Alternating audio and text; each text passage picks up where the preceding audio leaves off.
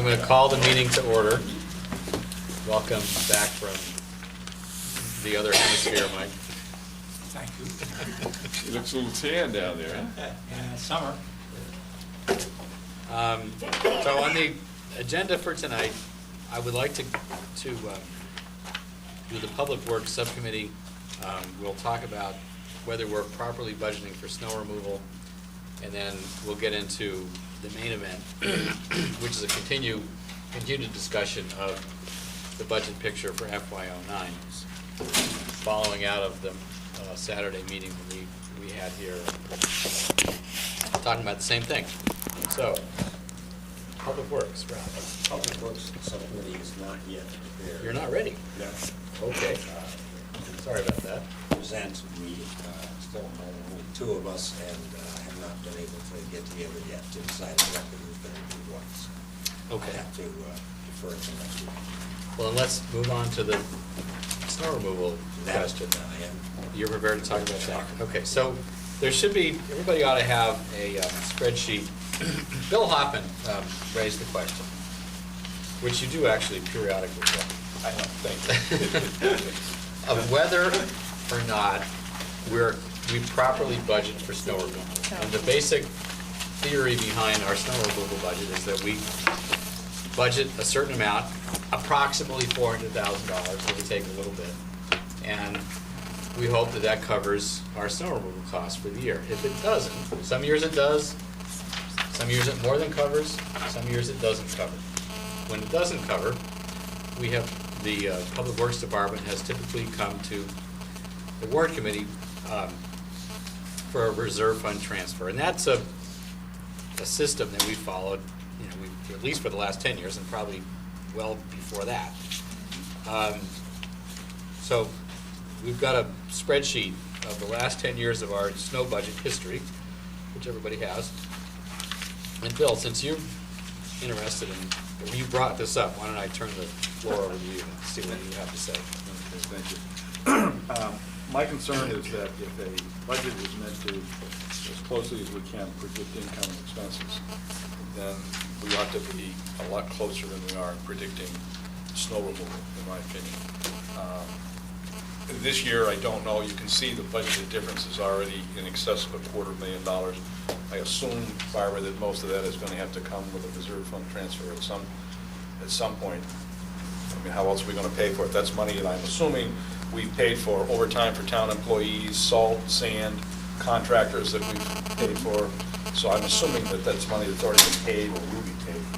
In prior year, because of the way we vote the budget at town meeting for Public Works as a group, we actually transfer between Public Works accounts to fund as much as we can within that budget. Of course, we can't transfer salaries to expenses, but other than that, we do try to fund within. You can see that in prior years as well. So we go to the reserve fund as a last-ditch measure, that's all. Okay, but am I correct with the $266,000 Probably. difference so far that we're going to have to be in the reserve fund? Probably. For some number of dollars? Yes. And just, again, going back to the premise, if you believe what a budget is supposed to do, if you take even the 10-year snowfall in inches of 54 inches, which is a 10-year average, and multiply it times what Barbara is telling us this year is $11,175 per inch, that comes out to $603,000. Nowhere near the $420,000 or $30,000 we've got there. We're not even close. And my concern is that when you look at 3 of the last 4 years, we've been way out of whack with budgeting the snow budget. Now, nobody wants to increase the budget, I understand that, and that's, taking money out of something else.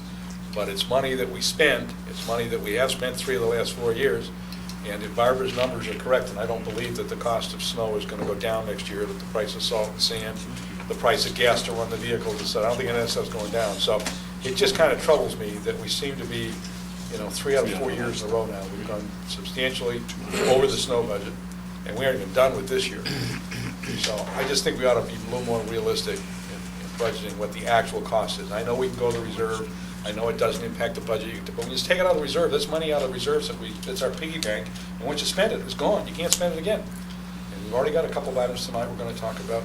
reserve funds and so on. So it just troubles me. I just want to put it on the table. I'm not saying, it just bothers me that we traditionally don't budget this properly. And when we look at inches that have been averaged for the last 10 years, times the cost of snow removal, we're not even close for next year's budget, not even close. So we're already a couple $100,000 out of whack if we get the average snow removal. Ralph, do you have a comment as the public works I director? do. I looked at the numbers. I also talked to Peter Castanino about this.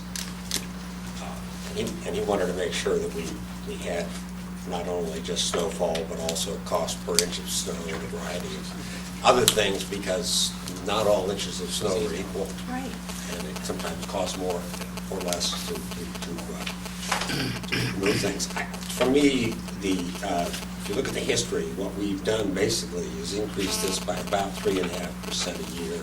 The big jump was between '01 and '02.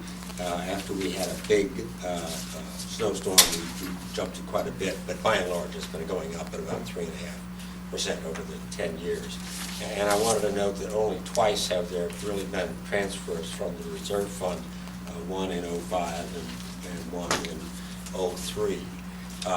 Also, if one were to increase substantially the amount of money in the snow account, following Bill's logic that we ought to budget for what we might spend, we also will have the probability in several years of having an excess in those accounts, which will then be turned back at the end of the year and become free cash that we cannot then again use until the following year when it's reappropriated. And we've had some big free cash accounts over the past couple of years, which therefore concerns me. Finally, snow removal is one of those items, and there are only a few, but one of those items where you don't need to balance your budget at the end of the year. You can, in fact, simply make settlement on this during the recap, as I recall, in the fall, and therefore, even though we may not budget for it, after we've transferred everything we can from Public Works, we can also take care of it that way. Is that, am I stating that correctly? That's correct, but there's only one caveat in that. As long as you have not cut the budget below what you had budgeted prior years. That's right. So if we raised it to 600,000, discovered that next year we needed $100,000 more in budget capacity and decreased it to 500,000, we would not have the ability to overrun that budget and get an emergency overrun like we do now. Was it over what you budgeted the prior year or over what you spent the prior year? Or what you budgeted. Which would be Budget. another reason not to. Not to touch the Not to budget. touch it, yeah. A budget a lot, because then you'd be tying your hands even more, so. No, I understand that, Ralph, but, we're going to go to the reserves this year. Yeah. So it's another year that we're going to it. And it We just- expect to go to the reserves. I mean, that's an That's the purpose anticipated, of it, that's yeah. why we have the reserves. Well, it is, but every time you spend reserves, you don't have it for the next thing that comes up.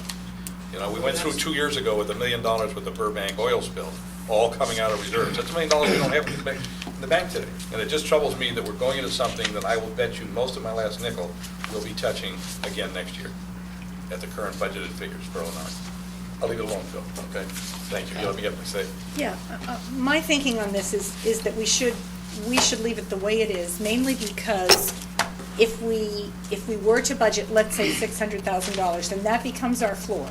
Okay, so we have to budget that for the future in order to protect ourselves in case the budget, in case it really snows a whole lot and we have to go over that amount and we need to deficit fund, which hopefully we wouldn't, but the tighter times are, the more chance there is that we're going to have to deficit fund. And if we did that, then we would cut the reserve fund by that amount of money, because the reason the reserve fund is at $400,000 is so we have the money to be able to use it on snow. But in a year when it's not snowing and icing, and it isn't just snow, I mean, if you look at this year, recently we haven't had a huge storm, but we've had the trucks out on overtime and Sundays and all those kinds of things, which costs us a lot of money, and they're there for a lot of hours. And if we don't have that issue, we then have the money where we can transfer it for another purpose, which we wouldn't have. So yes, it could go into free cash the next year if we didn't spend it, but why are we looking to increase the free cash? I'm not looking to increase the free cash. I really think we should just leave it the way it is. Tom, do you have a point of view here? Since this is part of your budget? Okay. Generally, historically, town managers have a tendency to agree with what Barbara was stating, and Pat, as far as increasing the snow budget, is it allow the flexibility if something occurs during the future. If you do, budget it up at $600,000, $700,000, you have an issue of very flat years, you've lost that and you're going to utilize revenue. I'm not suggesting we go to 600, but I'm suggesting we do something more than what we've got budgeted for next year, because I'll guarantee you we're going to spend more than that. I'm not suggesting we go all the way to 600. Mr. Chairman, I don't remember the statute exactly, but I think Pat is right. There are hazards in increasing the base. I'm not sure you can go down again. I frankly haven't looked at the statute recently, but I have a memory of something of that. Okay, well, Jeff. Mr. Chairman, if I could just add a couple of things. Not that I'm any great expert on this, but when I came on board here after working on my first budget, I asked some of the same questions that Bill is asking. And in talking to Peter Castanino and Highway Director Mike Santoro, two things that I learned that I think are very important, and the first has been alluded to a couple of times, but I'd like to make the point more strongly. It really is a little bit misleading to focus exclusively on the number of inches of snow in a given year to try to understand the costs. Duration of a snowstorm is much more important than number of inches, because as long as the snow continues to fall, or any kind of precipitation continues to fall that could then ice over, they have to be out salting and sanding. And if that occurs on a weekend, then you're talking overtime. So that really is a big factor in understanding the costs, and you can't see that when you just look at the number of inches of snow. The other thing that really sort of jumps out at me here is, Ralph, you mentioned that the annual increase has been roughly 3.5% a year. Our revenues aren't going up by 3.5% a year. They're going up by something a little bit over 2.5% a year. And we're having a discussion in a few moments precisely about what to do about the problem that our expenses are going up much faster than that revenue. So, but at the same time, the percentage of the overall budget that DPW makes up isn't going up either. So if we are going to increase the budget for snow removal, we're just sort of adding in a small way to the very problem that we've been spending so much time trying to figure out how to fix. It's one of the few areas where we have the legal flexibility to be flexible. All right, well, Bill, thanks for raising this again, and your point's duly noted. And if we have 100-inch snowfall next year, we'll be wondering, where did global warming go anyway? Yeah, we're all going to be sad with that. Scott. Mr. Chair, just a question from the audience. In the event of a 100-inch snow or something over it, is the state still in the business for very serious storms of giving some sort of reimbursement to cities and towns beyond a certain amount of expenditure? I have no idea. I saw there was a FEMA reimbursement here. It's federal, it's not federal, state. yeah. It's federal. They got as much money as the state right now. No, I'm just talking about the catastrophic, the really I big. have- Yeah. Yeah, it's federal, not state. Oh, I see, but it comes through the state, right? It comes from FEMA. Comes to the state actually has those money. Well, does anybody know the answer to his question? Yes. Yes. If a disaster is get it. declared, then FEMA will, in fact, hand out. At one time, MEMA also kicked in another 15%, 75% from FEMA, 75% federal, FEMA, and then 15% from MEMA, Mass, but not anymore. Now it's just 75% period, that's all. When they declare it. We should hope that we don't have to be FEMA declaring us a disaster area. so. Right. All right. So we're just going to table this for the time being. I think the sense of the group is that we're happy with the way the budget is currently constructed on this issue. The next item on our agenda is basically talking about the continuing the budget discussions and really to update people who weren't there or who were there and would like an update. Where we left Saturday was, Angelo, feel free to step in and correct me here if I'm wrong, but there were no actually votes taken on Saturday, notwithstanding the fact that we met for 5 hours and had all of us There together. were no votes relative to the override taken. Well, that's true.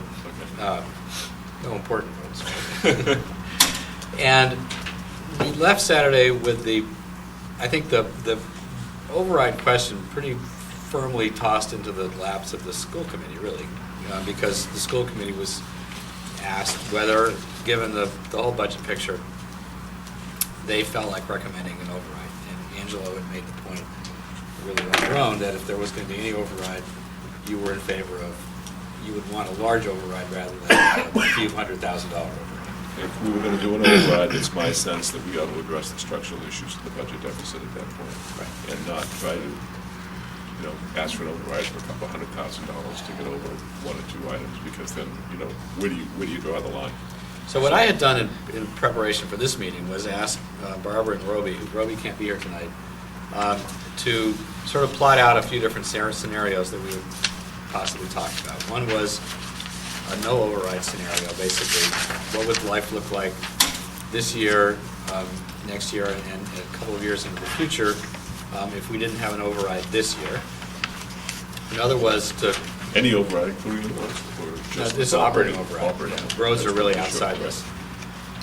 Another scenario was assuming a small override, this Roby assumed about $1 million, and then the third scenario was assuming a large override, which Roby assumed in the approximate amount of $4 million.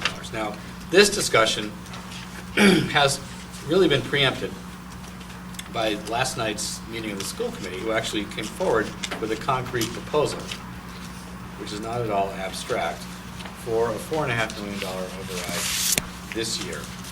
And Scott is, I think you're the principal author, if not the sole author of this, but I guess I'd like you to come on up and sit here and present the proposal that the school committee discussed last night. Good evening, all. One thing that pleases me about being up here is I have a pretty good view of the mother of the groom down the way. Mrs. Bruce, to whom I wanted on the record my advice as somebody whose mother was the mother of the groom 3 times, that on the wedding day, the plan is to shut up and wear beige. Thank you. We'll try to remember that one. I believe all the members of the Warrant Committee were emailed copies of this proposal, but I'm going to send them around anyway, in case somebody didn't think to bring it or didn't have a chance to print it out or what have you. And Bill, you set this up very well by saying that the school committee was asked in the conversation after a lot of folks had left the room, me among them, I had to go walk my poodle, to the extent of, well, if the schools, are not happy with the sort of below-level service funding that the approach that's been worked on so hard over the last couple of months, looking for revenues where they can be found, if that doesn't seem sufficient, the burden is on you folks. Bring us back something to which we can react. A lot of conversation around the table, I thought that it was very helpful in that there was an acknowledgement, by Angelo in his opening remarks of the larger structural deficits that we face. Jim Hyam talked about the fact that deficit spending has been something that we're getting more and more into. I was appreciative that the points that I made about trying to look at something for more than a single year's fix was reinforced by people like Peg Callanan and others around the table. So with all that as background, what the school committee has approved and has forwarded to the Warrant Committee and of course to the selectmen as a concrete proposal for the 3 ballot questions that we're facing. It isn't just about an override. We took the approach of looking at a ballot question, 3 ballot questions: the road stabilization fund, the Wellington debt exclusion, and an operating override. Under the assumption that all 3 of these are items that the Warrant Committee, the Selectmen, and the School Committee all believe are important to bring before the voters within the next 12 to 15 months. So there are sequencing issues, price issues, etc. Okay, that's probably enough setup. With your indulgence, I'm going to read through this proposal for the benefit of the audience as well, many of whom have not heard this. In putting this proposal together, we had some opening premises, some of which I've already alluded to. One is that the current fiscal year 09 operating budget for schools in town contains approximately $2.75 million in one-time, non-recurring funds, surplus free cash, and 2 years' worth of overlay surplus from the assessors. Yet, that budget at present falls short of funding level service town or school budgets. The structural gap, referred to by Angelo and many others on Saturday, between anticipated recurring revenues and anticipated recurring expenses for town and school level service budgets, was approximately $1.5 million in fiscal year '08. Is approximately, I think your term was lo and behold, Angelo, $3.1 million in fiscal year '09, and is likely to grow in the fiscal year 2010 to a figure we guess, based on simple compounding arithmetic, at $4.5 million. Another opening premise is that the Pavement Management Committee recommendation is for $2.5 million in additional spending on a roads program beginning in fiscal year 2009, in combination with $1 million in road spending provided by the spring 2001 override, totaling $3.5 million a year. This is the basis for the proposed $2.5 million road stabilization override, as all of you know, but some folks watching tonight may not know. And again, 3 property tax increases, this road stabilization override, a debt exclusion for a new Wellington Elementary School, and an operating override for operating budgets will be necessary investments, or such is the premise of this proposal, within the next 12 to 15 months. Of those 3 ballot questions, the one whose timing is least within Belmont's control is the Wellington debt exclusion, which must take place within 120 days of state approval for partial funding reimbursement. And we have no idea when that's coming. It hasn't happened as of today. It's unlikely that it will delay into next year. But again, that's a question that perhaps Mrs. Bruce can get some intel on, because she's been very persuasive and helpful with that entire process. Okay, all that is background. The sequencing proposal for these 3 ballot questions affecting property taxes, our proposal is as follows. Begin with a $4.5 million operating override in May or June of 2008, after town meeting has had a chance to be educated on the nature of the structural deficit that we've been facing over the last couple of years and the issues underlying that. This override of $4.5 million would be designed to last over a period of 3 fiscal years as follows. In the upcoming fiscal year, 2009, 3.0%, $3 million of that 4.5 would go to the operating budget, and 1.5 million, the remainder, would go towards filling the backlog of capital budget projects that are continually deferred for lack of funding. We've been level funding capital budget expenditures for the last several years as the list continues to grow. In fiscal year 2010, the figure would be $3.75 million of the 4.5 and the levy limit for the operating budget, and the remaining $750,000 towards the backlog of capital budget projects. And then in fiscal year 2011, the entire $4.5 million overlay levy limit amount would be put in this proposal into the operating budget. Also for 2009, the proposal would back out $2.5 million of those one-time funds that currently are a substantial part of the increase in funding that we're trying to cobble together. Those would be pulled out of the fiscal year '09 revenue projections, and that $2.5 million in one-time non-recurring funds would instead be dedicated to the roads program for fiscal year '09. The same amount and the same intent as a roads override would provide, were a roads override on the ballot instead of this $4.5 million operating override. That would be the first of the 3 ballot questions. The second would be a debt exclusion for a new Wellington school. We assume it's sometime later in 2008, if we can avoid the expense of a special election by having a Wellington debt exclusion vote either at the primary in September or the general election in November.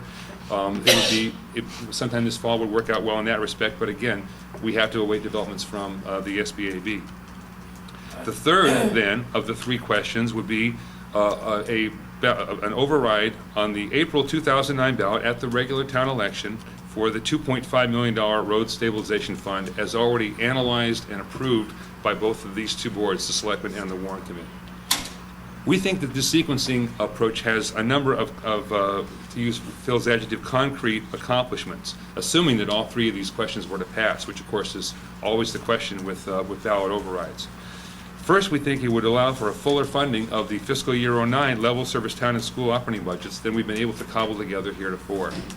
Secondly, as a 3-year operating override plan for fiscal years 2009, 2010, and 2011, it would eliminate the need to plan or go to the voters for additional operating overrides for those 3 fiscal years. And I think that's a representation that could be made to the voters with this override.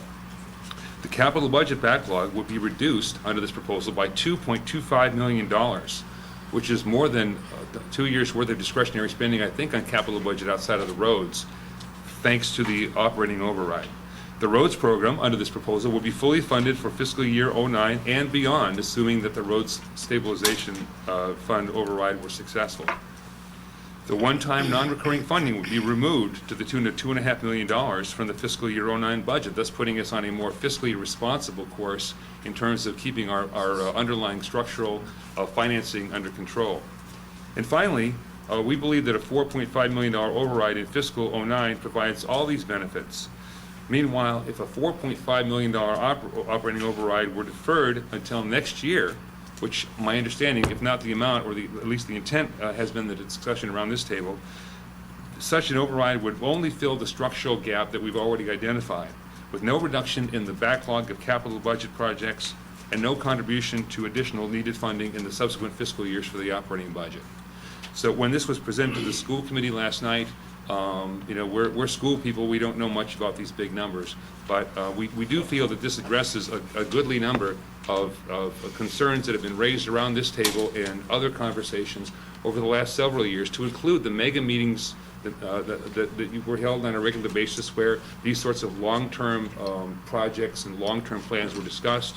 We feel that the voters, if educated on these sorts of approaches, will respect and accept this sort of long-term planning. I guess that's all I'll say at the moment. That's in its essential nature the proposal that we'd like to present both to the Warrant Committee and then in turn obviously to the Board of Selectmen. Thank you. Okay, thank you, Scott. And thanks for, this is obviously on pretty short notice, a well thought through presentation. I'm going to exercise the chair's prerogative and ask a couple questions and make a couple of observations and then throw it open to the floor. So the initial question, Scott, really relates to the utilization in the FY09 budget of the $3 million that this proposal allocates to that budget. And so I understand it. What I see is we're removing $2.5 million from the revenues for that budget, for the operating budget, and we're replacing them with $3 million. So the net gain to the FY09 operating budget is $500,000. In dollar sense, that's right, but it's also... Well, no, let's just Yes, okay, stick sorry. with the, let me just stick with the program here. So the net gain, unless I'm wrong, but the way I see this, is we take $2.5 million out and dedicate it to roads, and we put $3 million in from the override. Yes, that $2.5 million would be in addition to the $1 million in the capital. No, I understand that, right. Okay. I'm just looking at the operating budget, which, Okay. not the roads budget. So my recollection from where we left off on Saturday was that the school department budget versus level service, not including full-day kindergarten, is about $454,000 less than the school department would like. There's other things that you would like in addition to that, but the difference between sort of the Warrant Committee level service and the available revenues right now, as of Saturday, was about $450,000 in school department budget. The first question is, I assume that, but I don't know, that's why I'm asking the question, that the intent of the school department, or the school committee when it voted, was to take the entire $500,000 net addition and apply it to the school department budget. To be honest, that was not something that the school committee discussed. The hour was late, and as you say, this is relatively short notice. Personally, I view this as a proposal being brought forward for the benefit of the schools, the town, and the capital budget. And trying to fill these structural holes and trying to put a multi-year operating plan into effect is not going to, I think, be a panacea, my personal opinion, towards every stated need of either the school or the town departments. This is just me speaking. Again, the school committee's been saying. Okay, I'm just trying to figure out what it really means. So that if we took if we have maybe an additional $500,000 to play with, I hate to use that word, but that's To allocate. to allocate, right? Then if we allocated it in accordance with the formula that was, sort of arrived at on February 13th, namely 56% schools, 43%, or 44% town, then your school department budget for FY09 is still lacking in significant areas. And if you take the whole $500,000, then you solve the problem. So that's one question. In that case, I think we'd rather have the whole $500,000. I thought you might. I just wanted to be clear. But this is obviously a collaborative process. I hope it is. Well, no, clearly it is. But I just wanted, that's a question that I had. And when I was trying to figure out what this really meant, it's obvious that it means for this operating budget, an additional $500,000. And for the operating budget, it means, $2.5 million for roads. And so anyway, one observation is that we speak in terms of a structural deficit, which is absolutely correct. This does nothing to solve the structural deficit. This allows us to fund the structural deficit for a certain amount of time. The structural deficit is, in my opinion, created by the fact that we spend more money than we take in without overrides. So having overrides allows you to raises the revenue necessary to support the spending level that we've got. A reform to the structural deficit that would be carried forward and would be permanent would be to reduce spending, if we can. That's, raising revenues meets your level of spending, but it doesn't cure the problem that created the deficit in the first place. Anyway, the third question is really... May I comment on that? Yeah. First comment? I don't see it quite that way. I think the structural deficit can be solved either by spending or revenue, not just one. No, fair enough. But I think the issue is not the cost structure per se, it's that the revenue is growing each year more slowly than spending is growing. That's right. So I it don't think we forecasts disagree. slightly, and that's why the efforts led by you to hold down the rate of healthcare growth has been central to the structural problem. We're not just, we're dealing with it on a structural basis. Mhm. It's a slight refinement, but I just wanted to. Fair enough, thank you. Yeah. The third thing I would want to just question here, and I'm not in a pejorative sense, but I'm asking a question, is that this proposal takes $1.5 million and says, let's fix some capital items that have gone basically unmet, some needs that have gone unmet. And it seems to me clearly we want to hear from the Capital Budget Committee in a formal sense on that. But Pat, do you have a sense for whether, I have no idea. I assume we can spend $1.5 million, but Yes. in responsible ways, not in Yes. silly ways. Yes, Okay. we could spend it. I think a huge amount of it would be spent on technology. Uh-huh. There are increasing technology requests, which are either replacement of things or enhancements of things which are not really meeting the capital budget definition. Can't quite call them orphans. There's a major request of the school department to do a piece of, or build a foreign language lab at the high school. There was one done a while ago. They want to do something different with that. If they had the capital to do that, then the Belmont Ed Foundation and others would contribute to, over the years, to supplying software and things for that. So there's certainly, we would not be looking for ways to spend the money. We could spend the money. Mr. Chair? Yes. If I could just comment, one of the premises underlying this proposal is that presenting a plan that to the voter would say to them, we can't wait 6 years between overrides as we've done for operating purposes in the past, but if we can say to them, this will help us with 3, and that staging, means that some discipline must be shown in the first year and year 1 and year 2 in order not to use up that entire amount in the operating budget, and then build the deficit in the subsequent ones. The nice ancillary benefit, the serendipitous aspect, is that there is one-time funding, and we happen to have a giant capital backlog. This is not by any means an original idea. This kind of sequencing of overrides was bandied about by a number of people I know during mega meetings a few years ago. We're just simply lifting that idea and putting it into this specific context. Using the same kinds of numbers, what we think would be an amount that would have to be used to solve just the structural deficit next year, asking the voters about it earlier and realizing there's many ancillary benefits along the way. Yeah, one question, I guess, Scott, when I'm wrestling with this, and I've tried digesting it, there's a lot of interesting ideas you have to deal with. But if we say that we've got to spend $2.5 million this year on roads, otherwise we're going to get behind, and we're going to just further that problem, okay? And we decide to take $2.5 million out of the budget and use the money that we have right now for roads.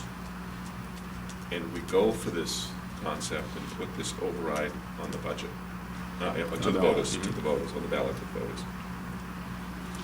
And, not that I want to be the negative one here, it doesn't pass, okay? We did this once. My inclination would be, we've already given the money to roads, that's gone. So now you've got to make up a deficit no longer of $500,000, but you've got to make up a deficit of $3 million. And that's a real concern for me. Yeah. Okay? Because we wouldn't be prepared then to go back out and take the money out of roads and put it back into the operating budget. At least I wouldn't be prepared to do that. Oh, well, I mean, I'm But not just- sure just why a we couldn't discussion. have two different budgets, what non-override budget and override budget. No, I know, but what I'm suggesting is that if we only go out for one override, my concern is if we only go out for one override and it passes, great. If it's wonderful. If it doesn't pass, we will have delayed the road construction by either a year if we put the $2.5 million back into operation, or we will have a structural deficit of $3 million that we're going to have to deal with in the operating budget. Let me hold off on you, Scott, for a minute. Where are we over here? Jim and then Pat. I am concerned this committee, within 2 weeks, unanimously recommended the roads override come first. Yes. And we have the school committee really the exact opposite. And to my mind, the roads override, the third in a row, has practically no chance of passing. I think we're being asked to reverse what we did less than 2 weeks ago. Thank you. Well, I think Jim, we certainly voted unanimously in favor of a roads override. I don't know that we necessarily, by doing that, said that we weren't going to have an operating override at the same time. We definitely did ask for roads override. Pat, then Liz. Right, I apologize for not being here this weekend. I do hear what Jim's saying, but I agree with your take on it. I think we were silent on whether or not we would support any other overrides. We were unanimous that we wanted a roads override this year. If there is going to be, I believe what I'm hearing you say, and that's why I'm asking the question, you're saying there will not, in this scenario, not be a roads override this year.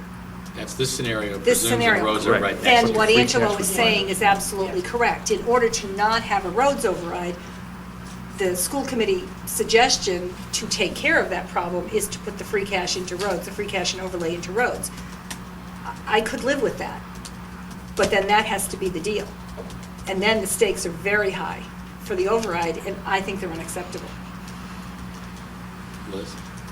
Then Mike. Continuing that general theme, but with a somewhat different focus. What this proposal does, in effect, is not allow people to say, I'm prepared to vote for, I want better roads. Better roads help every single person in Belmont. And Better Roads is a highly accountable program. We know who's responsible, we know who has to get it done. We have the best report that any volunteer committee in Belmont is, with the possible exception of the health group, is ever going to produce. We know, we have a roadmap, we know what to do, we are ready to go, and that helps every single person in town. I believe there is a substantial group who would be prepared to vote for that, and who are not yet at the point of being ready to vote for a general override because they continue to have concerns about how well that money is being spent. And I think that to hold improvement of our roads that desperately need rescue hostage to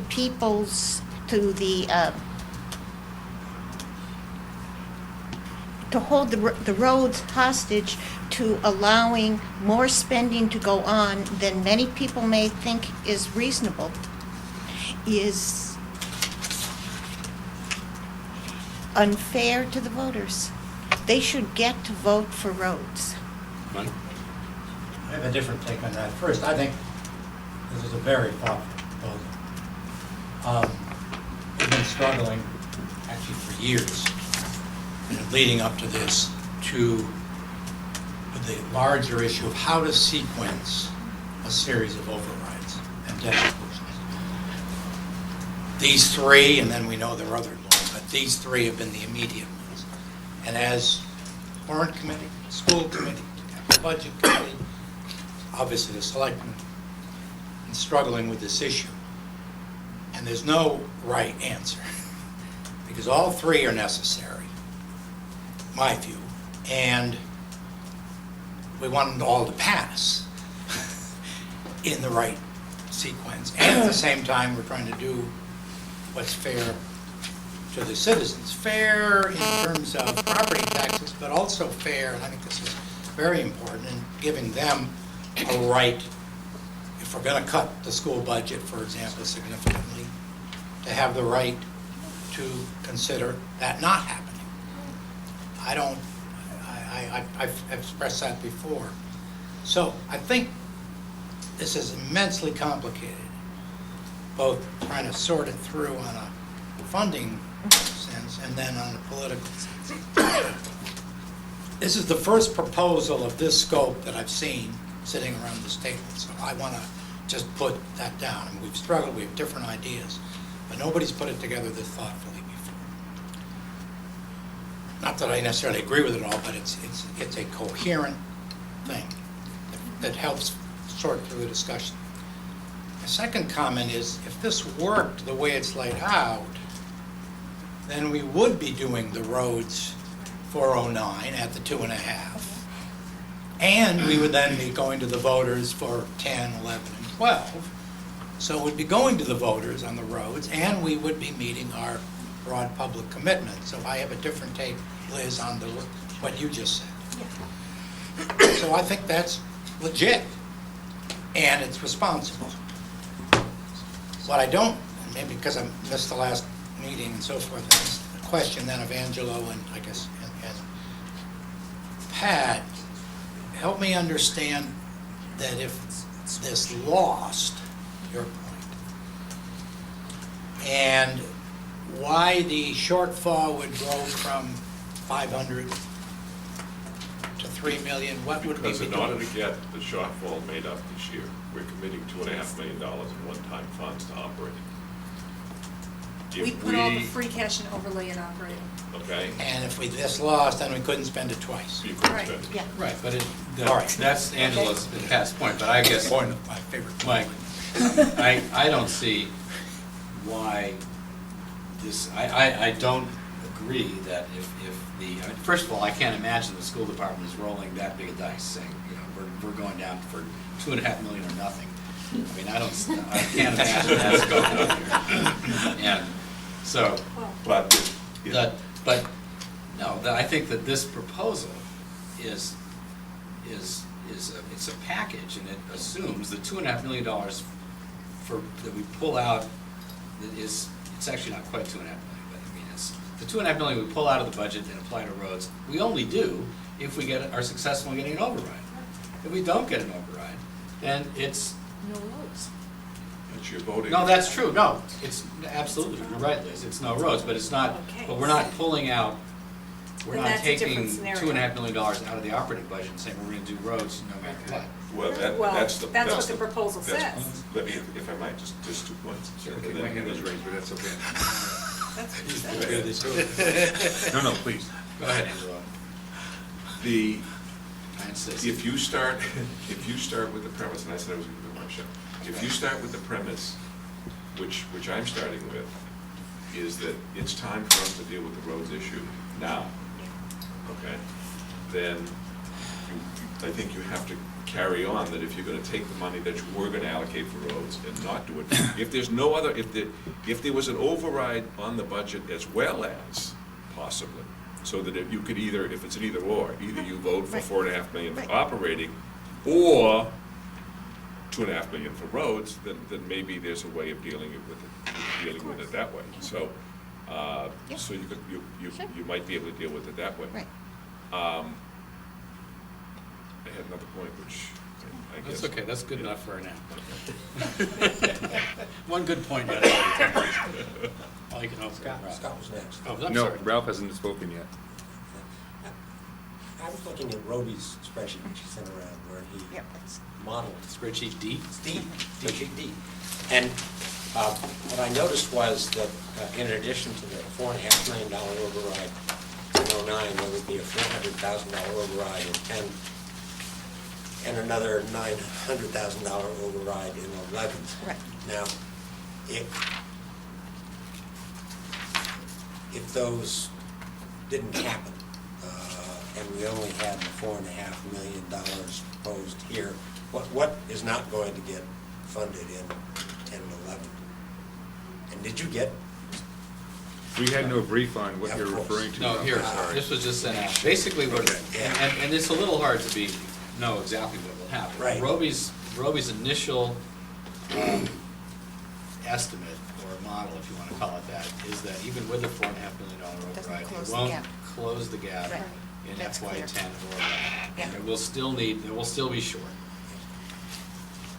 Which would, I guess in my mind, it would conceivably set you up for a situation where you say, we promise, as has been done recently in Arlington, we're not going to have more than $4.5 million, but then 2 years from now, come up saying, we're really short. And then what happens? No. Thank you.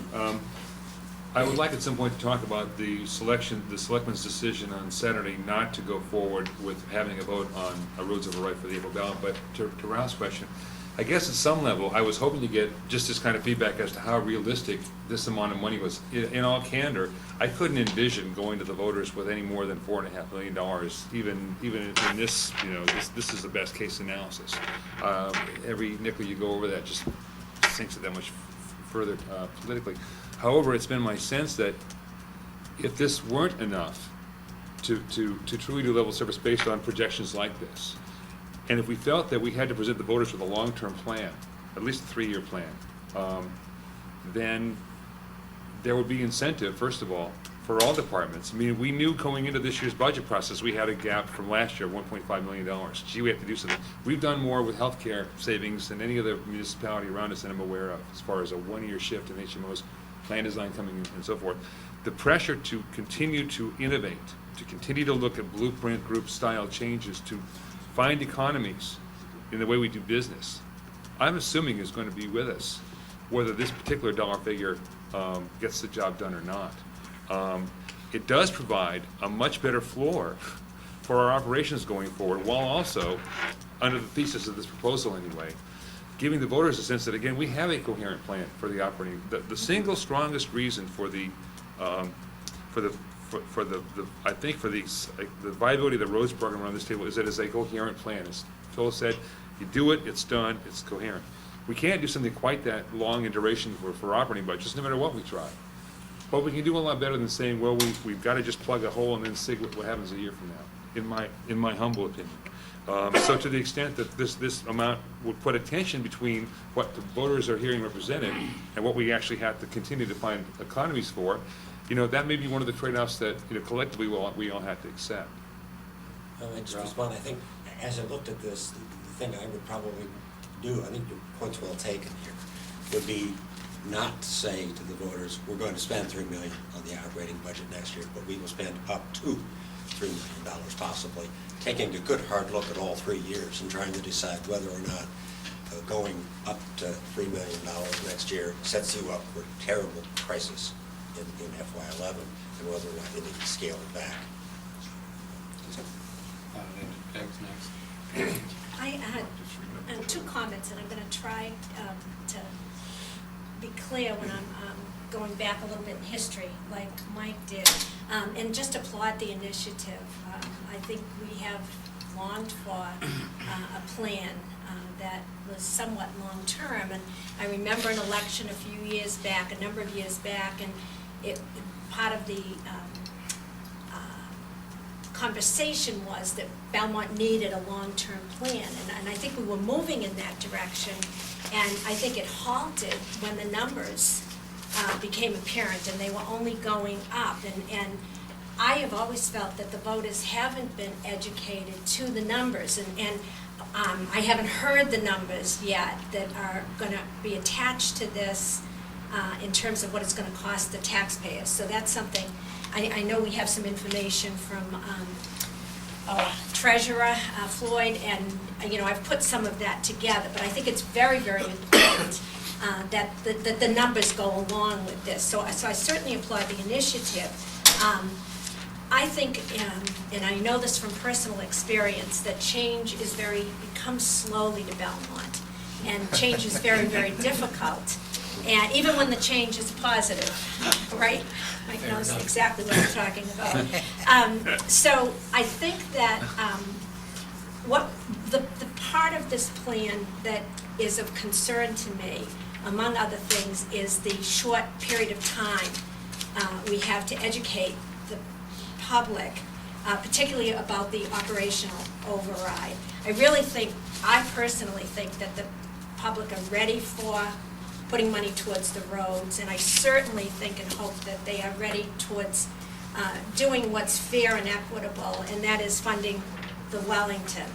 I think that we haven't had enough discussion either around this table or, with the selectmen in terms of an override for the operating budget. And I do worry, other people have said that, the risk that we take if the override does not pass. And I think that, going back to the idea of change, I think it's going to take some time for people to digest the higher figure, the structural piece. We've talked about it, but I don't think there's been enough education, and I'm just not sure that the window that you have, which is just do a presentation at town meeting, which is mid-April, I think, isn't it? End of April. 27th. Yeah, and then have an election in May. I just don't think that's enough time. Liz? Scott, just as you put this together, since it's a 3-year plan, what annual rate of increase did you assume in the school budget? This was not something that was done based on a model from the administration as to what the rate of increase would be. This proposal, because again, we're just simple school people, is that to take the same sort of numbers that would be necessary to fill a structural gap a year downstream and ask ourselves, if that money were made available a year earlier, what would the ancillary benefits be of so doing? Again, to the point that Ralph raised, I'm by no means convinced that this would be any sort of panacea towards the sort of 7 to 8% increases that have been sort of averaging for the schools.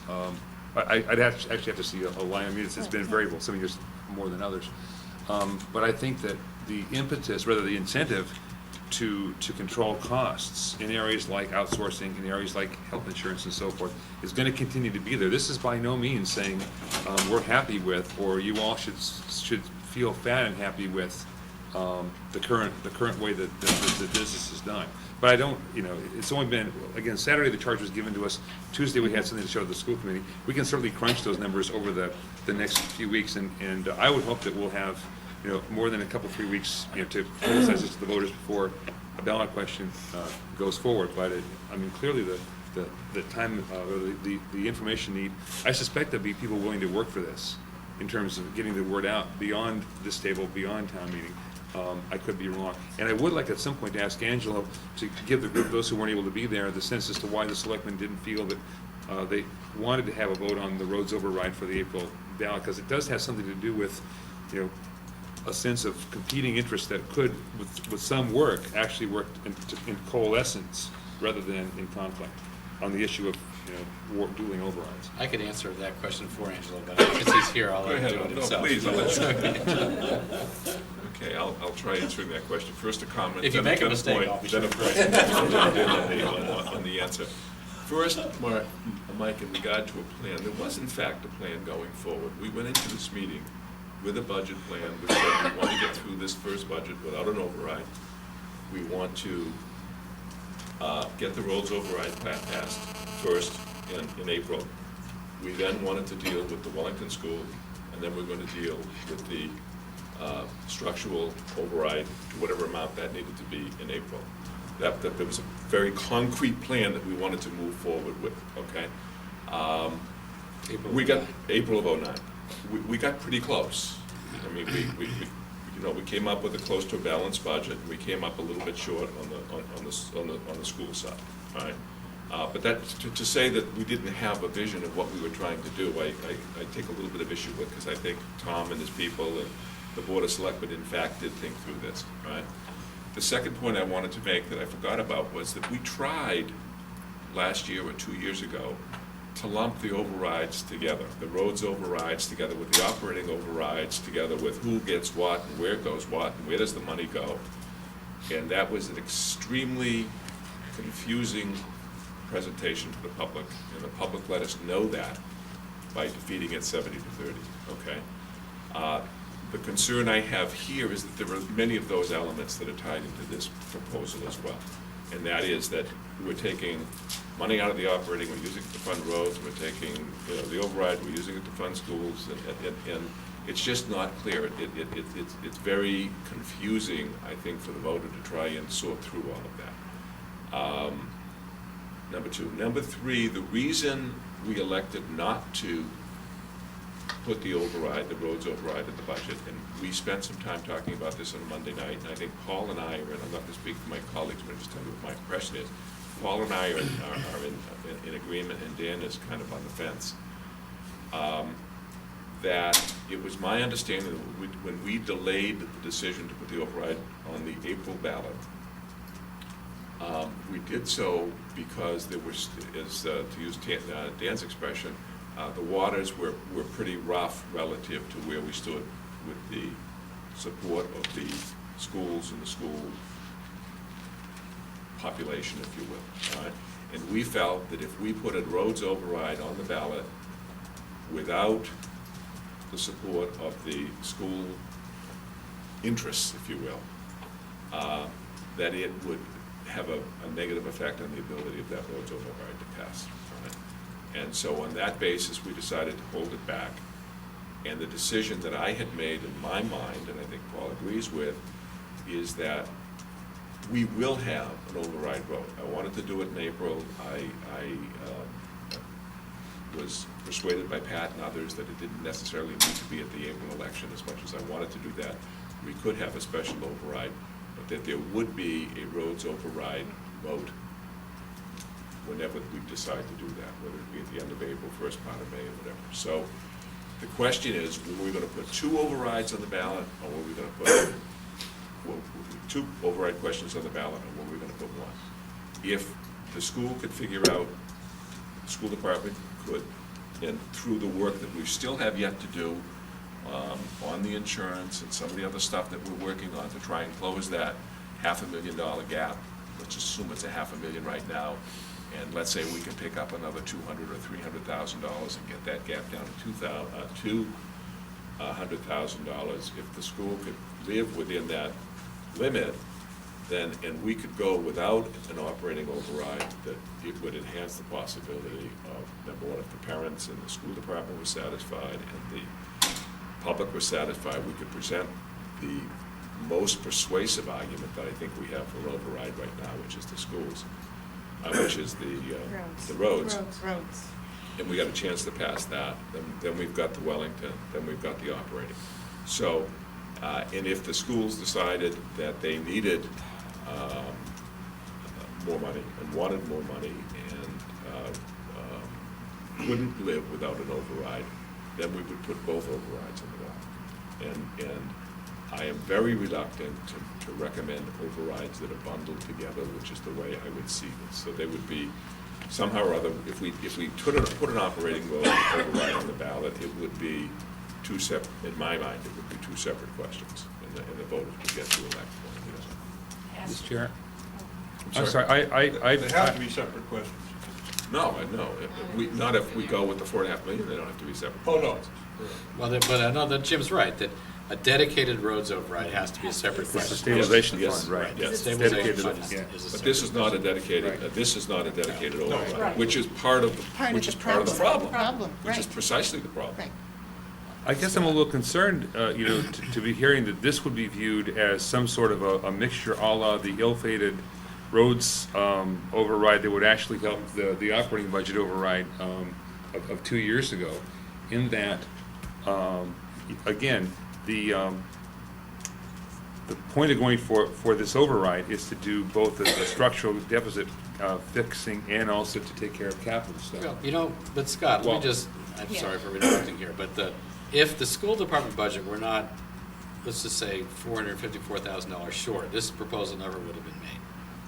You would have been happy, the school committee would have been happy to limp along into next year without the cuts that you would be facing under the scenario that we're looking at Saturday. What Angelo is saying is that we're starting from a, you know, I mean, maybe I shouldn't say that, but I would be willing to bet that if the $454,000 gap between warrant committee idea of level service and where we are now were made up, that we wouldn't be seeing a proposal for $4.5 million operating override right now. And I could be wrong about that, but I don't see that going anywhere. So that's the basic comment. What Angelo is saying, and this may be obvious, so I'm sorry for repeating it, is that if we can, over the course of the next few weeks, really probably before April, I would think, or not too much into April. The next gate point for us is the March 17th. March 17th. We will know then what we can do with it. If the school department's gap can be reduced to the couple $100,000 range, you know, is this still something we need to talk about for this year? Me personally, Angelo, I am somewhat persuaded, or at least receptive to the argument that this I understand it. I think this $4.5 million question is somewhat confusing. It does not have the same clarity of the $2.5 million roads override, which to me had a number of virtues, one of which was it offered voters a clear choice. Do you want it or not? If people said, no, we don't want to endorse the pavement management plan, then we would have, for the foreseeable future, a roads investment of what we have now. And that question would just go away. A lot of different threads here. I think, coming back to my comment about the plan is that I think, and I appreciate Angela, you've done a lot of thinking and hard work. I wasn't trying to critique that in any way. What I was commenting about is that as we think about the pressures we face around this table, I mean, there are the fiscal pressures, of course, which is to say, and we've got the limits, and we got a set of needs, and then we got the public. And it sounds simple, but we all know how difficult that is, and that's what we're trying to sort through. And I thought, in that context, it seems to me, there's sort of two approaches. And this is only an approach, as I say. I mean, no, this isn't an end game at what Scott and the school committee laid out. What they're asking us to think about here, though, is let's think about long term, at least 3 years. Well, that's longer term than we normally think about. By 2 years. By 2 years, exactly. Thank you. And also look at the structural problem. Greenfield, not in total, but at least a piece of it. Looking at the Capitol, looking at the roads, looking at Wellington, a lot of pieces in here. That's why it's complicated. Of course the roads are straightforward. You want your roads fixed or not, here's how much it's going to cost. We're all things in life that simple. This can't be that simple, any regular override. And so there's a tension between addressing some of these more recalcitrant underlying structural problems, and the more we try to address capital and whatnot, and selling it to the public.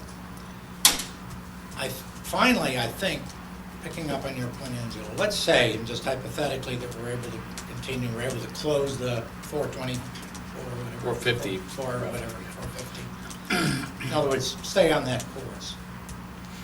It seems to me that we, as a warrant committee, have a responsibility to lay out with some specificity what we're going to, not just say, oh, well, we're planning an override in next year for the operating budget. I personally having heard all of this, could not support a roads override just with that kind of broad promise. In other words, I I think we owe it to the public to be more specific, as this is, about what we plan to do in next year for the fiscal 10 budget. Doesn't have to be an exact number, but it should be in the ballpark. And I have said, at least public at the meeting we had on Saturday and in the conversations I've had, that we are talking about an override in the order of $4 to $4.5 million And I think, in FY '08. okay, Okay, that's where, I mean, FY. Calendar year over fiscal year FY 2010. FY '10, that we've got to make up $1.5 million shortfall in 3 years, Plus, which essentially, blah, blah, blah. yeah. All right, so, Right. and I had asked Roby specifically, and in fact, that's one of the things he did here, what would be the impact of that on the tax rate? If we had the roads override this year, and I would insist that we go forward with this, however we do it, but with the roads override this year, $2.5 million, this is what it's gonna cost. The Wellington School estimated at X, this is what it's gonna cost. An operating override in FY, Okay. for FY '10 of, pick a number, $4 million, $4.5 million, whatever we think as a result of discussions here as to what that number should be. That's what it's gonna cost. This is the plan. You're looking out All right. 3 years. This is what we're dealing with. And so that's kind of well, yeah, I mean, the structure under Yeah. which I was moving forward. That was, Mike, that Okay. was very clearly stated many times Saturday. I apologize. No, that's right. I wasn't here. I wish I'd been in Australia and New Zealand. I'm glad I was. That definitely came Had a up. lot to be said. It raised how much these various proposed overrides might cost the public. This is all set forth in Floyd's letter. Yes. And I don't know if somebody wants to read that into the record or what. Well, go ahead. We have Yes, Floyd here. too. Yes. I don't have the letter, we're pretty going. Just give us the numbers. That's it. Actually, maybe you should sit up front so people can, so it's easier for people watching. please. Yeah, no, you should. It's a nice spot.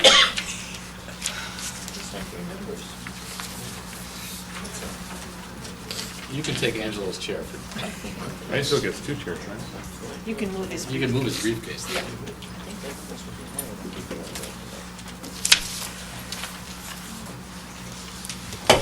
This man spreads out. Okay, I sent a memo around yesterday, and it's something that I've sent around a number of times. For fiscal year '09, for every $1 million of an override, it'll cost $145. So for $4.5 million, it costs the taxpayer $653. Which tax rate? Right. Be- The average single-family home, Okay, that's what I was asking. Average In other single words, it's an average based on assessed valuation. that's right. Some people will pay more than that. Some will pay more, some pay less, right. But the average is that. The average, Thank you. right. That's what I wasn't sure of. For the $2.5 million roads override, that'd be roughly $363. The Wellington is still kind of in flux a little bit from the standpoint that the Patrick's partnership bill, he's gonna stretch out the amortization period for bonding schools somewhere between 25 and 30 years. So right now, what I calculated was on 20 years, which would be roughly $363 for the average taxpayer. That's for a $30 million debt exclusion. But let's assume 325? 363. But let's assume it gets stretched out for 25 years. It'll reduce that payment by probably about $60. So it gets close to 300. Now, let me just recap this. $4.5 million is 653. $2.5 million is 363. The Wellington override is 363 for a $30 billion debt exclusion. And always, year after year, we have a $217 inflationary 2.5% increase in the taxes. It's built into the tax levy. So depending when you sequence these, so if We'll go with what you had, Scott. If we went with the $4.5 million this year, it'd be 653 plus 217. So you'd be looking at a tax impact of about $870 to the taxpayer.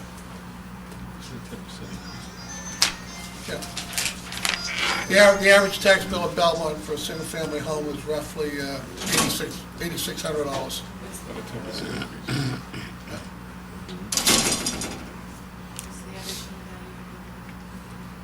Average home value, Tom, somebody else? It's about 800 No.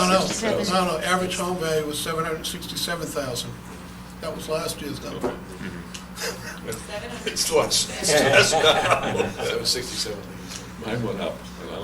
I'm the lucky guy. Yeah. I should be writing these down for, thank you. Now, the three, irrespective of the sequencing then, the roads override would cost how much for the average family, and your best guess for Wellington for the average family, and the operating override for to fill the gap? It's $145,000 No, average. $145 Per million Yeah. dollars. Oh, okay. So Okay, 2.5 million would be 2.5 times that. which is roughly $363. Okay, 363 for the roads override for the average household. That's And right. Wellington was close to that? Yeah, close, yeah, to the ballpark, right. Okay, so roughly 730 then, for those two together? And add in roughly $215 for Inflation. Prop 2.5 inflation. Okay, so we're talking about a period of time now of If we- like a year and a half or something. If Because we, you're gonna if add a we, year. yeah, Okay. if we do nothing, Right. we don't have roads override, Wellington, Sure. or the $4.5 million override you were talking about, Scott, our tax rate would go up in the average single-family home about $215. Okay, on and average. then the 653 was what your estimate for the average home on for this override? Right. For the one that would lead off the school committee's proposal? That's right. Okay, so then, adding in the $250 increase, that's a function of Prop 2.5. That's right. The numbers total about the same, right, irrespective of whether the bigger override for operating happens in fiscal year 10 versus fiscal year 09? All right. If we did the roads override Mhm. and look at the normal inflation, that'd be roughly about, rough numbers, about $580 to the average taxpayer. In fiscal year 10, if we did $4.5 million, and we got the 215, 217, that'd be $880. So you have $580 with the roads override, you got $880 with the operating Okay. override. So stripping out the annual increases, and forgive me for trying to take over your meeting, I just need to understand this. Stripping out the annual increases, which are a given, okay? Just in terms of the marginal increase based on these ballot questions, which is really the proposal that's before the Warrant Committee. Okay. Isn't it, if a year's delay, if you do an override for fiscal year 2010 versus fiscal year 2009, it's going to cost more for that override because of inflation? Or is the amount of the override the same? It just depends. It depends on what how you much put on money the you don't ballot. spend in Okay. FY '09. I guess what I'm getting at is that the aggregate cost, again, under a proposal where all three of these things pass, the aggregate cost of these three ballot questions to the taxpayer is the same, or close to it from what I'm understanding. Let me make a suggestion, Scott. I'm sorry for interrupting. but Okay, that- 'cause I have an that these opportunity numbers to ask are easily calculable. We're not going to take a vote tonight. And I sort of set out I think does anybody have a substantive comment that they haven't made that they want to make on this, anybody at the table right now, have a substantive comment they want to make on the school department's proposal? I do have one more whenever it's done. I don't want to hog any more than I already have.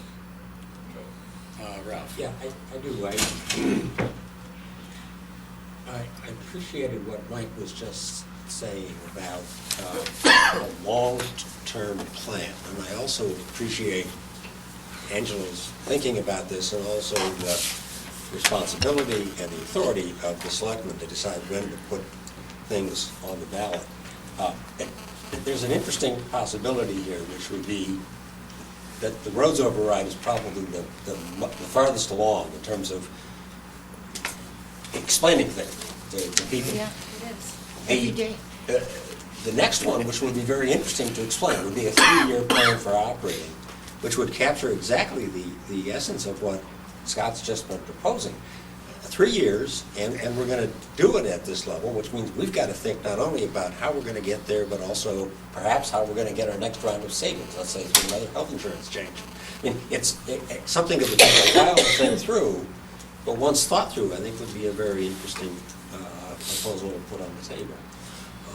So I guess I'm sort of thinking of that being the order and deferring, of course, to the select. So Ralph, is your suggestion that that the 3-year operating override plan would come to the voters in 08 or 09? It would come after, I think the road over, we're so far behind already in terms of getting information out to a voter about the ballot question this spring. I'd like to go forward with the one that's easiest to get together, which I think would be the roads one. And then followed by, at what, so I'm not saying when exactly, but followed by the operating question that Scott has presented and Mike has endorsed. Yeah, a quick question. Is it possible to vote for a $4.5 million override that's going to be implemented $1.5 million a year for 3 years? Yeah. To raise the levy Sure, limit, yes. not tax, Without too. taxing Yes, the absolutely. Yes. All right, so we could go to the voter and ask for a $4.5 million Yes. override and only Tax charge $3 them for it, or Sure. tax Sure. tax them for We it. could do Yes. that. Year 1, 2, and 3. Yes. With the road stabilization fund, Can't. you have a problem. You have a problem, but no, You can never recapture. again, I'm still coming from it from the perspective that says Override, these are straight two separate override, votes. yes. Yes, you can. John? So one thing that Scott's proposal addresses that having the roads first does not is we get a slug of money to do all this backlog of capital projects. If we do the operating override a year later, we don't get the chance to address that, and that's really important. I think we can address it. If you really think so, because the $4.5 million is just barely going to address the operating part, A not. year from now. Not, well, If not the way sorry, it's but proposed. $4.5 million, if it's in FY10, it's not going to give us the extra $1.5 million. Right, but it's gonna give us $750. And you still get a lot more if you do the operating one first. Jim? That's right, but it's Uh, still giving us money. Without taking a position on what should come first, I point out that the sequencing is somewhat out of our control. A lot of it's in the State Department of Education. Because if they bless the Wellington project, we have to act within 120 days. That, to some extent, we cannot control that sequencing. It's unfortunate, but I think it's just a fact. All right, Dan? Yeah.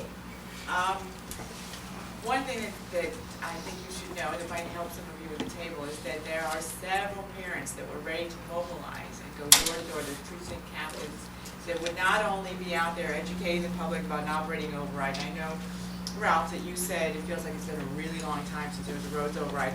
To a lot of the parents in town, it feels like it's been forever since we had an operating override, and they see things get cut every year from the school budget.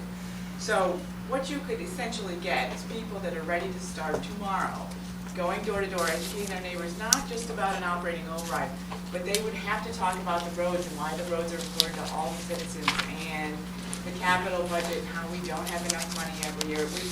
People could learn a lot, and then you wouldn't have to mobilize as much. The roads override is important to everybody at this table.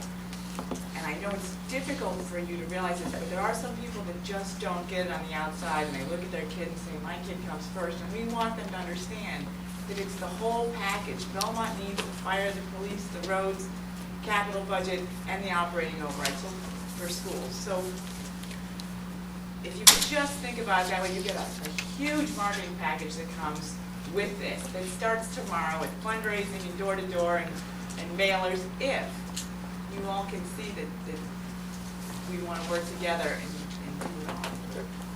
Thank you. Wait a minute, I'm going to go back to the audience again. I'm Amy Tannenbaum, and what I like about this proposal, and it may, by the way, not be a perfect proposal, but what I like about it is it's the spirit of partnership. What I worry about is what I heard Saturday morning. I heard people who were not in the spirit of partnership, or maybe they weren't understood, etc. But what I do not want this really strongly, is I don't want the roads versus the schools. I want people for the town. We need all three of them. You are absolutely right. We have no control over when Wellington will hit. Wellington will hit when Wellington hits because that's what the state's going to do. And when it hits, we hope we'll get that through. We have control of the other two. I will tell you that I know that the roads package is further along, better thought out, incredibly important. I have no question about that. But I will also tell you that I hear a lot of people who say, what's one more year on the roads? We've waited this long. And if my kid has 28 kids in the classroom, or if this doesn't happen, I'm not so concerned about the roads. And so what I worry about is that we're going to get a schism. I don't know if this proposal is the right one. What I know is that it's a combined picture that's the right solution. Now, it may well be that we can figure out the schools and the budget for that, and we can make that problem go away. But I really, really worry if we do roads only, you're going to either get a backlash, or you're going to get frustration, and we're going to have what happened last time, and it's not going to get voted in. What I like about this is two things. One, it's a partnered proposal, and that's an important message we should be sending to the town. And two, it's at least for us, it's a long-term proposal. You know, not 10 years, not whatever, but it's longer term. It's a little bit more strategic than we've been able to be in the past. And so I want us to be partnered, I want us to be strategic, and I want us to be for the town as a whole. Thank you. I mean, please, everybody watching on TV and you guys in the audience, rest assured, what we're trying to do is figure out what to do in the best interest of the entire town. One more question from the audience. Hi, Or my name comment. is Kimberly Becker, and when I look at this table, I'm sitting here watching all of your faces, almost all of your faces, and when every time the word school comes up, half the people at this table roll their eyes, and every time. I do not. And I'm honest about this, every time, I'm shaking talking to you because I feel like there's no point in talking to you as a group because I feel like you're not listening. And I know the schools always seem to scream and yell at the last minute, but what happens if you only put a roads override on this year and we do end up with 30 kids in those classrooms? Equally bad as if we fund the schools and don't start the roads. I recognize the problem. But it has to be unified, and right now, half of this table doesn't even hear us.